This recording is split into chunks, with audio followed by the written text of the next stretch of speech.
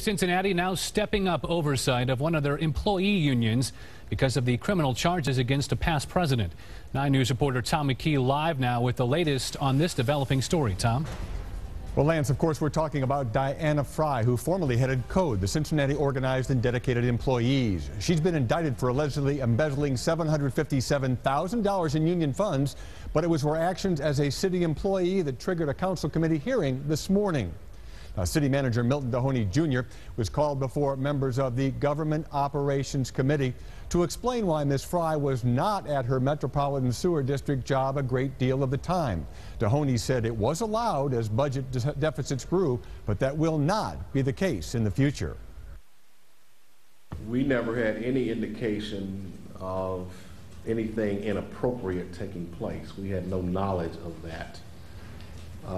35. No one else here was involved in it. And in spite of the fact that the situation surrounding Ms. Fry is beyond any of our wildest imaginations, I still think it is appropriate to have a climate where you are treating union leaders with respect and as true professionals. Now, there was one year that Fry spent no time on MSD business and still had 157 hours of sick time.